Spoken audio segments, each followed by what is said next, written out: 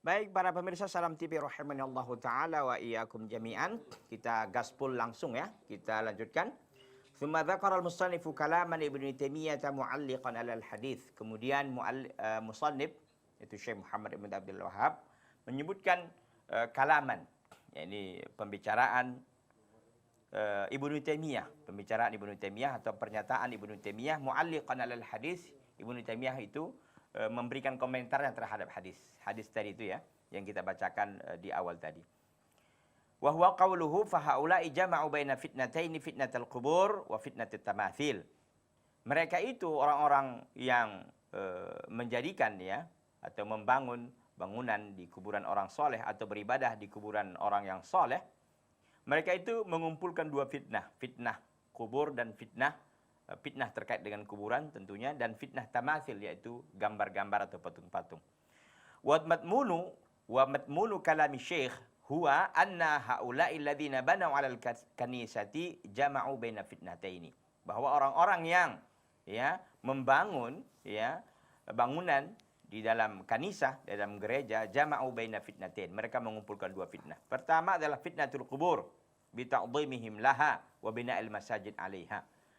Fitnah kubur, yaitu mereka mengagungkan, memuliakan kuburan itu dan membangunkan al-masajid 'alaiha, dan mereka membangun tempat ibadah di atas itu. Mereka beribadah di dekat kuburan tersebut. Wahia mabda'ul fitnah kama taqaddam, dan itu adalah awal-awal fitnah sebagaimana yang telah lalu dijelaskan. Yang kedua, fitnatut tamasil, yaitu as-suwar, patung-patung. Wahia sababu wuqu'i qaumi Nuhin fi syirki kama taqaddam. Dan tentu fahamlah kita bahwa foto-foto ataupun patung-patung itu menjadi sebab jatuhnya kaum Nuh ya di dalam kesyirikan sebagaimana yang telah lalu juga. Wa innama summiya dzalika fitnatan, ya, dinamakan itu fitnah. Artinya ada tadi fitnatul kubur, fitnah terkait dengan kuburan, dan fitnah terkait dengan patung-patung. Kenapa? Li'annaha sababun lisaddin nasi an dinihim. Karena itu menjadi sebab menghalangi manusia daripada agama mereka. Agama Allah Azza wa Jalla ini adalah agama yang penuh dengan keikhlasan, ya. Beribadah kepada Allah Azza wa Jalla tanpa ada perantara, langsung beribadah kepada Allah. Dengan demikian, dengan dibuatnya tadi itu beribadah di sisi kuburan lah, dengan beribadah dia dengan foto-foto, dia mengagungkan foto dan sebagainya, ini menjadi penghalang mereka beribadah ikhlas kepada Allah Subhanahu wa taala, ya. Baik, wa min huna tu'lam, ya. Dan dari sini diketahui bahwa al-illatu fin nahyi an ittikhadil masajid wal baniyati al qubur wa huwa saddu dzari'ati syirki wa ibadatiha, ya.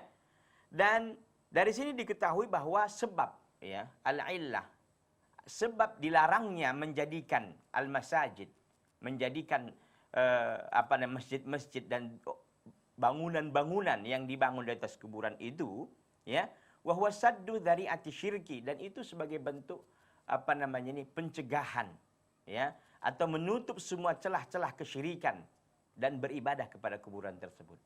Karena memang kalau orang sudah menjadikan bangunan-bangunan di atas kuburan, ya, membangun kuburan dan lain sebagainya, itu suatu saat dia akan bukan dia beribadah kepada Allah lagi, akhirnya beribadah kepada bangunan-bangunan atau kuburan-kuburan tersebut, ya. Bal harrama as-salata fil maqbarah, bahkan diharamkan, ya, salat di kuburan, ya. Tapi sini perlu kita jelaskan bahwa yang dimaksud diharamkan salat atas kuburan itu adalah salat yang memiliki sujud dan ruku, ya. Salat yang memang biasa kita lakukan, bukan salat jenazah. Salat jenazah boleh nggak di kuburan? Boleh. Jadi umpamanya kita terlambat, ya, nggak sempat menyolatkan, lalu kita datang ke kuburan, ya, lalu kita salat. Tentu kita tahu bahwa salat jenazah tidak memiliki sujud, tidak memiliki ruku dan sujud, dan itu dibolehkan. Dan ini dikatakan oleh para ulama masanya sebulan, ya, sebulan. Artinya bahwa selama sebulan itu boleh kita melakukan itu, dalam pengertian kalau seandainya umpama kita keluarga kita ada yang meninggal, ternyata kita belum sempat, kecuali pekan ketiga baru kita datang, ya, baru kita sampai di situ, boleh kita sholat di kuburannya, ya, sholat jenazah tentunya. Taib, fa in qila, jika ada yang mengatakan, Nah, ini tentu masalah yang disampaikan oleh Dr. Mansur, ya, Ibnu Muhammad As-Sa'ub, ya. Beliau mengatakan, Dr. Mansur, inna nahya al-warida huwa an bina'il masajid adil kubur. Kalau seandainya ada mengatakan bahwa larangan yang ada dalam hadis tadi itu adalah larangan membangun al-masajid, tempat-tempat ibadah di atas kuburan. Ai fauqah, di atas kuburan itu. Lakin law bunyal masjid bijiwari qabri waliyin fala haraj.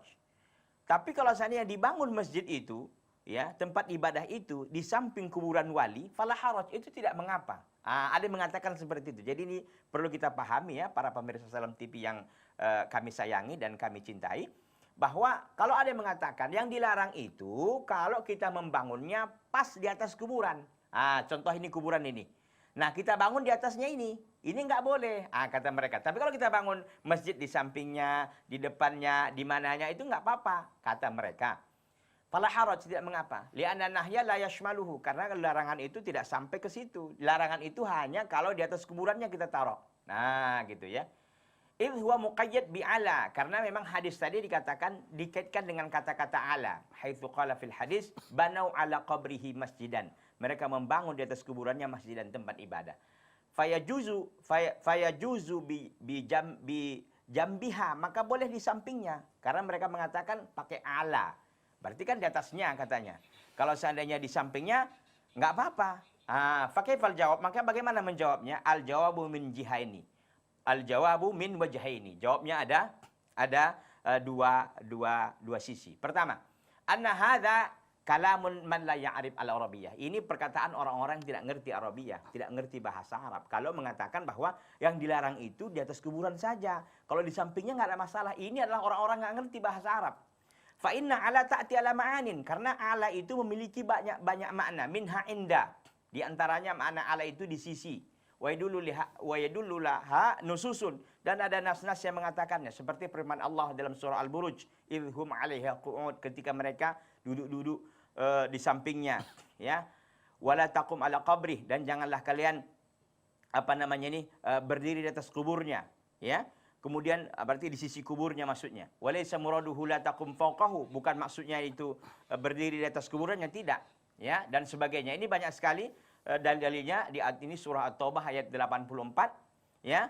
Au kalladzi marra ala qaryah, atau seperti orang-orang yang lewat di satu kampung, ya. Ini terdapat dalam surah Al-Baqarah. Ini menunjukkan bahwa ala di sini maknanya bukan di atas, tapi di sisi, ya. Ila ghairihi minan nus, dan nas-nas yang lain banyak sekali. Mimma yu'akkidu annahu la hujjata liman ihtajja bil lughah fi kalimati ala id anna ala laha ma'anin katsira. Itu tidak menunjukkan ada bukti yang kuat kepada orang-orang yang mengatakan bahwa makna ala itu di atas, karena sungguhnya makna ala itu banyak maknanya, ya, banyak maknanya. Itu satu sisi. Sebelum berakhir kita jawab sisi yang kedua. Dari sisi yang kedua dikatakan, law lam ya'ti illa hadzal hadis lam yakun lahum fihi mutamassikun fa kaifa wa qad ja'a alfazun ukhra fiha tahdhir kal la'ni fil haditsil qadim. Ya, ini kalau seandainya tidak datang, ya, kecuali hadis ini saja, tidak boleh bagi mereka itu mutamassik, tidak boleh mereka berpegang bahwa yang dimaksud itu di atas kuburan saja. Enggak boleh sebenarnya. Fa kaifa wa qad ja'a alfazun ukhra fiha tahdhir kal la'ni fil haditsil qadim. Bagaimana kalau seandainya ada hadis-hadis lain dengan lapas-lapas lain yang menunjukkan tentang peringatan yang keras, seperti dilaknatnya orang-orang yang menjadikan kuburan sebagai tempat ibadah di dalam hadis yang akan datang. Baik, kita akan lanjutkan para pemirsa Salam TV setelah yang satu ini. Jangan kemana-mana. Wallahu ta'ala a'lam. Iya, sahabat kaum muslim, itu tadi membangun masjid di atas kuburan, kemudian meninggikan kuburan, membuat gambar-gambar dan patung, ini merupakan fitnah kubur awal yang bisa membuat manusia jatuh dalam kesyirikan. Kita akan lanjutkan kembali kajian kitab Tauhid setelah pesan-pesan berikut ini.